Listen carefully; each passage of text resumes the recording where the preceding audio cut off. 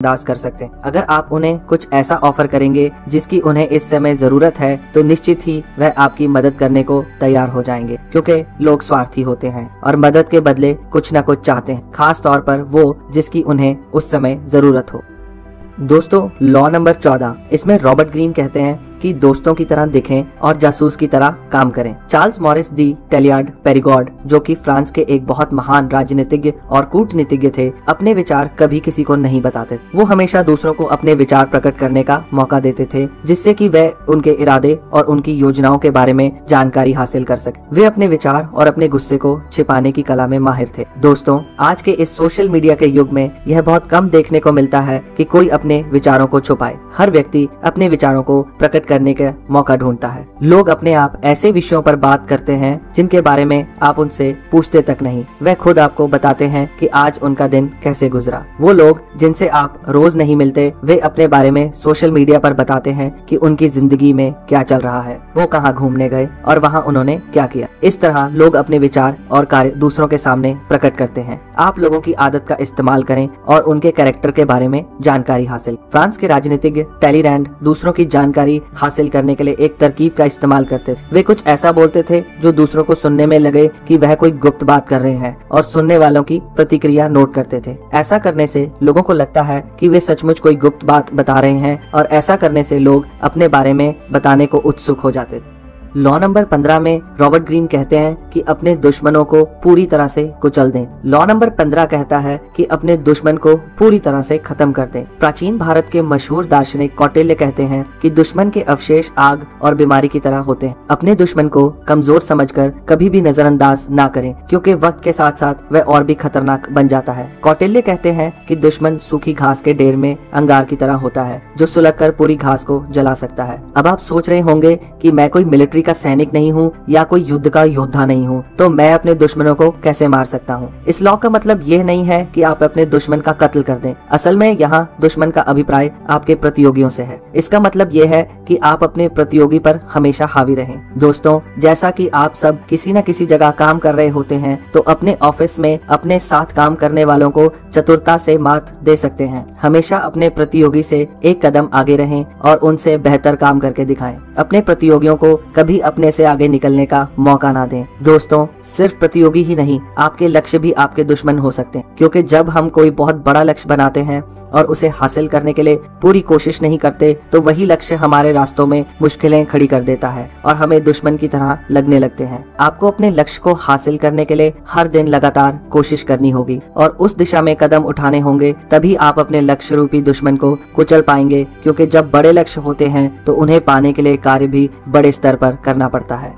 Law number 16। तो दोस्तों, कभी कभी यह आपने भी महसूस किया होगा कि अगर आप किसी पार्टी में थोड़ा देर से जाते हैं तो आपकी महत्वता बढ़ जाती है। रॉबर्ट ग्रीन 16वें लॉ में कहते हैं कि प्रतिष्ठा और आदर बढ़ाने के लिए अपनी अनुपस्थिति का प्रयोग करें। जितना आप लोगों को नजर आएंगे और सुने जाएंगे, उतने ही साधारण लगेंगे। किसी भी प्रसंग की शुरुआत में आपको अपनी उपस्थिति को बढ़ाना होगा, क्योंकि अगर आप बहुत जल्दी गायब हो जाते हैं तो भुला दिए जाएंगे। जब आपके प्रेमी के मन में आपके प्रति प्रेम की भावनाएं जाग जाएं, तो आपकी अनुपस्थिति उसे और बढ़ा देगी। लेखक रॉबर्ट ग्रीन ने इस लॉ को समझाने के लिए मैडम गुलियमा और उनके प्रेमी सर गुलियमा का उदाहरण दिया है। मैडम जितना आगे बढ़ती थी, उतना ही वह सर के लिए उपलब्ध रहती और साधारण लगती। सर के पास कल्पना करने के लिए कुछ नहीं था। जब मैडम ने अपने प्रेमी से मिलने से मना कर दिया, तब उसे उसकी कमी का एहसास हुआ। वह उसे दिल से सराहने लगा और उसे वापस लाने के बारे में सोचने लगा। इस उदाहरण से हमें पता चलता है कि दूसरों की नजरों में अपना आदर और सम्मान बढ़ाने के लिए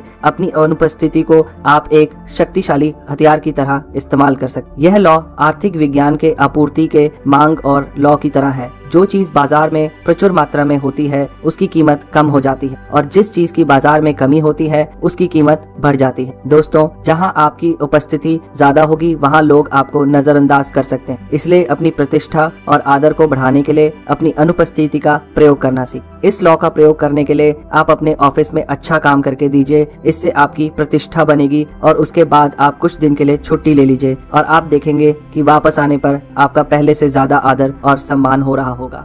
तो दोस्तों चलिए बात करते हैं 17वें लॉ की। आपको अपने आप को अनप्रिडिक्टेबल यानी अप्रत्याशित बनाना हो। दोस्तों अक्सर लोग आपके व्यवहार और आदतों को जानते हैं और उसका फायदा उठाते हैं। इससे चतुर लोग आपके हर काम से पहले ही अंदाजा लगा लेते हैं। जब उन्हें यह पता होता है कि आप क्या करने वाले हैं तो वो अपनी चाल चलते हैं। किताब में रॉबर्ट ग्रीन ने स्पेन के एक मशहूर आर्टिस्ट पाब्लो पिकासो का उदाहरण दिया। पिकासो जब बहुत मशहूर और बड़े आर्टिस्ट बन गए थे तब वह एक जूइश और अमेरिकन संगीतकार पॉल रोजनबर्ग के साथ काम कर एक दिन अचानक उन्होंने पॉल रोजनबर्ग के साथ काम करने से इनकार कर, जिसका पॉल को जरा भी अंदाजा नहीं। पॉल ने पिकासो को ज्यादा पैसे देने का फैसला किया। दोस्तों कहने का मतलब ये है कि जब लोग आपकी आदतों और आपके व्यवहार को अच्छी तरह जानते हैं तो वे जल्दी ही समझ जाते हैं कि आप क्या करने वाले हैं और आपके खिलाफ कोई षड्यंत्र बना सकते। जब आप अपने आप को अप्रत्याशित बना लेते हैं और ऐसा कोई कदम उठाते हैं जिसकी लोगों को उम्मीद नहीं होती तो वह आपके खिलाफ कुछ नहीं कर सकते, क्योंकि इस बात के लिए वे पहले से तैयार नहीं होते। पिकासो ने ठीक ऐसा ही किया और रोजनबर्ग उन्हें ज्यादा पैसे देने के लिए मजबूर हो। आपका अप्रत्याशित व्यवहार और भी कई तरीकों से काम करेगा जिससे आपको बहुत फायदा हो सकता है। शक्तिशाली बनने के लिए यह जरूरी है कि आप अपने आप को अप्रत्याशित बनाएं।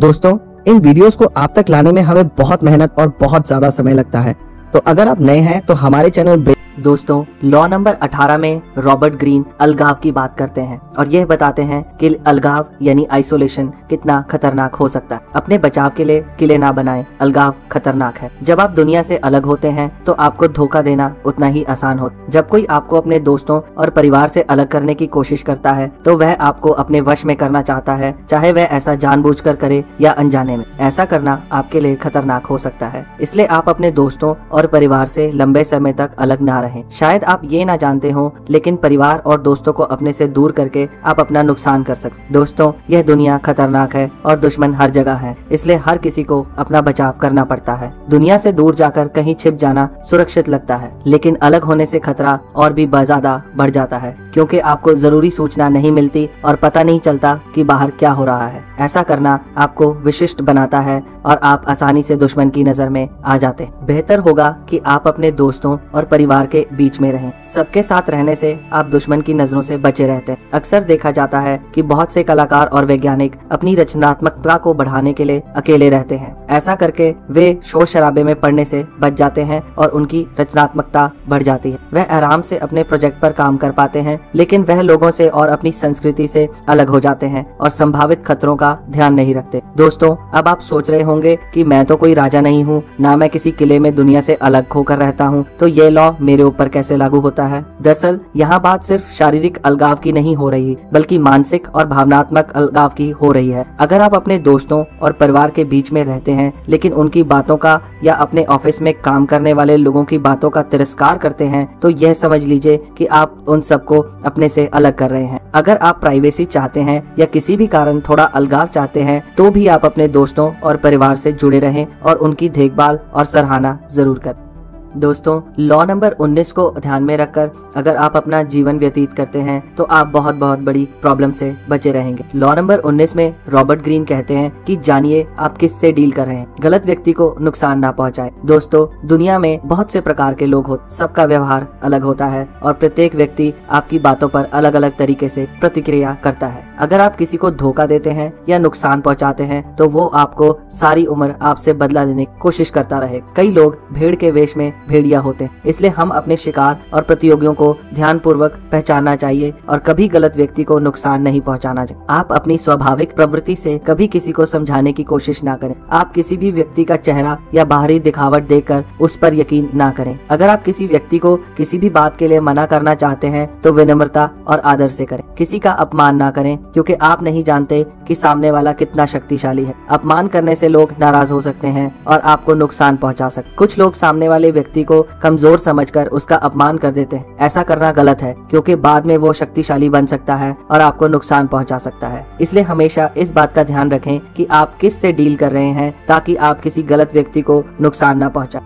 किसी से कमिटमेंट यानी पक्का वादा ना करें। जी हाँ, यही रॉबर्ट ग्रीन का 20वां लॉ है। दोस्तों, लॉ नंबर 20 यह कहता है कि आप किसी से कोई कमिटमेंट यानी पक्का वादा ना करें, क्योंकि जब आप किसी से कोई वादा करते हैं तो आप उसे पूरा करने के लिए प्रतिबद्ध हो जाते हैं। जिससे आप कमिटमेंट करते हैं, आपका नियंत्रण उसके हाथ में चला जाता है। आपको अपनी छवि मजबूत बनानी चाहिए ताकि लोग खुद आपसे संपर्क करने की कोशिश करें। अल्सिबिएडीज, जो कि एक ग्रीक राजनेता और योद्धा थे, एथेनियंस और स्पार्टन्स उसका खास ध्यान रखते क्योंकि पर्शियंस उससे बहुत प्रभावित थे। पर्शियंस उसका आदर करते थे क्योंकि ग्रीस के लोग उससे प्रभावित थे। अल्सिबिएडीज ने किसी से कमिटमेंट नहीं की थी, बल्कि सभी को प्रभावित किया हुआ था, जिससे लोग उसका आदर और सम्मान करते थे। किसी से कमिटमेंट करने का मतलब है अपने आप को उनके हवाले कर दे। ऐसा करने से आपका कर्तव्य बढ़ जाता है और खुद पर नियंत्रण कम हो जाता है। इसलिए दोस्तों, शक्तिशाली बनने के लिए यह जरूरी है कि आप किसी से कभी भी कोई पक्का वादा ना करें और खुद की एक मजबूत छवि बनाने की कोशिश करें, ताकि आप खुद पर नियंत्रण रख सकें और लोग अपने काम के लिए खुद आपसे संपर्क करें।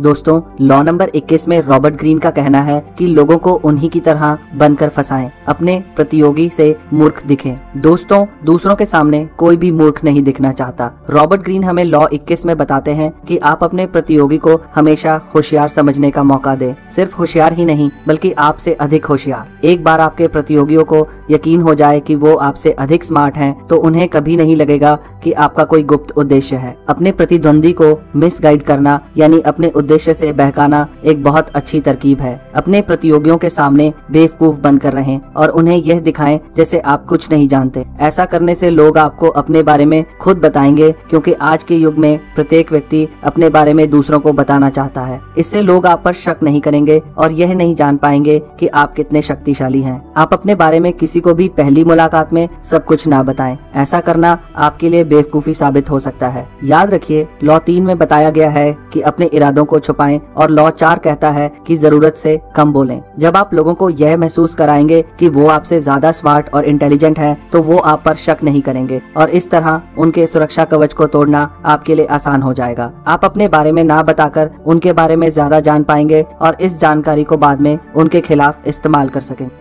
तो दोस्तों, बात करते हैं लॉ नंबर 22 के बारे में। लॉ नंबर 22 में रॉबर्ट ग्रीन कहते हैं कि आत्मसमर्पण की युक्ति का इस्तेमाल करें, अपनी कमजोरी को ताकत बनाएं। जब आप कमजोर हों तो आप अपने स्वाभिमान के लिए लड़े नहीं, बल्कि आत्मसमर्पण कर दें। आत्मसमर्पण करने से आपको अपनी ताकत जुटाने का वक्त मिलेगा और आप फिर से लड़ने के लिए तैयार हो जाएंगे। अगर आप कमजोरी की अवस्था में लड़ेंगे तो आपका दुश्मन आप पर जीत हासिल करेगा और संतुष्ट हो जाएगा। इससे पहले कि आप हार जाएं, आप आत्मसमर्पण करें, क्योंकि ऐसा करने पर आप दुश्मन तक पहुंच पाएंगे और उसके बारे में जानकारी हासिल करेंगे। जब एथेनियंस और मेलेनियास मेलोस के टापू के लिए जंग लड़ रहे थे, तो मेलियंस की ताकत कमजोर पड़ गई और एथेनियंस ने उन्हें आत्मसमर्पण करने के लिए कहा, लेकिन मेलियंस इस बात के लिए राजी नहीं हुए। मेलियंस को उम्मीद थी स्पार्टन्स उनकी जंग में मदद करेंगे, लेकिन ऐसा नहीं हुआ। वे अपने सम्मान के लिए लड़ते रहे और जब वे जीत नहीं पाए तो उन्होंने अपना समर्पण कर दिया। एथेनियंस ने सभी मेलेनियन सैनिकों को मार दिया और उनकी औरतों और बच्चों को गुलाम बना लिया। अगर मेलियंस पहले ही आत्मसमर्पण कर देते तो वे मारे ना जाते और गुलाम नहीं बनाए जाते। वह चालाकी से एथेनियंस को नुकसान पहुंचा सकते थे और उन पर जीत हासिल कर सकते। दोस्तों, हमें कभी भी कमजोरी की अवस्था में लड़ना नहीं चाहिए, बल्कि आत्मसमर्पण करके अपने आप को तैयार करना चाहिए, फिर चाहे वह जंग का मैदान हो या रोजमर्रा की जिंदगी। आत्मसमर्पण करके हम अपनी कमजोरी को ताकत में बदल सकते हैं। अपनी शक्तियों को केंद्रित करें। जी हाँ, यही रॉबर्ट ग्रीन का 23वां लॉ है। दोस्तों, अगर आपका ध्यान एक लक्ष्य पर नहीं है तो यह लॉ खास तौर पर आपके लिए है। कुछ लोगों को अपना ध्यान एक काम पर लगाने में मुश्किल होती है। जब भी वह अपना ध्यान किसी एक काम में लगाने की कोशिश करते हैं तो सैकड़ों और चीजें उनका ध्यान अपनी तरफ आकर्षित करती। आधुनिक युग में संघर्ष का स्तर पहले से कहीं ज्यादा है और आप उसे अपने जीवन में स्थान देते हैं। यही गलती एथेनियंस ने की थी जब वो सिसिली के टापू पर कब्जा करने के चक्कर में अपना सारा साम्राज्य गंवा बैठे। रोमन्स ने भी ऐसा ही किया था जब उन्होंने अपने आसपास के राज्यों पर कब्जा करने की कोशिश की और बारबेरियन जनजाति के हमले करने पर अपना राज्य भी हार गए। अगर आपका राज्य बड़ा है तो उसे सुरक्षा भी बड़ी चाहिए। इसका समाधान यह है कि हमें अपने विचारों और कार्यों को केंद्रित करना चाहिए और अपना सारा ध्यान एक दिशा में लगाना चाहिए। कुछ लोग बार बार अपने कार्य के क्षेत्र को बदलते रहते हैं, जिससे उन्हें किसी भी क्षेत्र में सफलता नहीं मिलती। इससे बेहतर यह है कि किसी एक क्षेत्र में ध्यान लगाएं जो आपकी रुचि और काबिलियत के मुताबिक सबसे अच्छा हो और उसी क्षेत्र में लगातार लगातार मेहनत करें। ऐसा करने से आपकी सारी ताकत और ऊर्जा एक ही कार्य में केंद्रित होगी और आप सफलता की सीढ़ी पर सर चढ़ते जाएंगे। दोस्तों, शक्तिशाली बनने के लिए यह जरूरी है कि आप अपनी सारी ऊर्जा और ताकत एक ही कार्य क्षेत्र में लगाएं। तभी आप जीवन में अपने लक्ष्य को हासिल कर पाएंगे और कामयाब हो पाएंगे।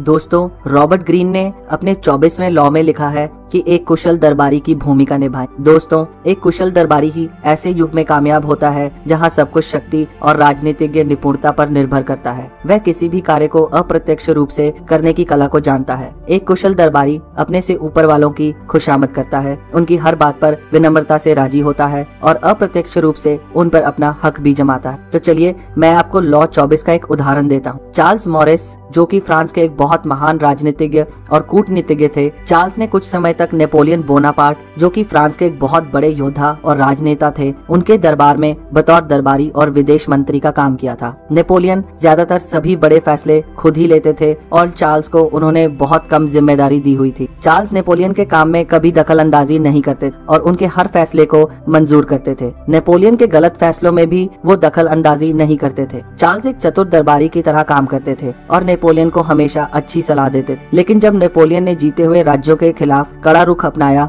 तो चार्ल्स ने उनकी समर्थन नहीं किया और विदेश मंत्री के पद से इस्तीफा दे दिया। तो दोस्तों, आपने देखा कि किस तरह चार्ल्स ने एक चतुर दरबारी की भूमिका निभाई। दोस्तों, आपकी जानकारी के लिए बता दूं कि चार्ल्स ही बाद में नेपोलियन बोनापार्ट और उसके राज्य के पतन का कारण बने। अगर आप कोर्टशिप के लॉज को अमल में लाना सीख लें तो इस बात की कोई सीमा नहीं कि आप जीवन में कितना आगे बढ़ सकते हैं।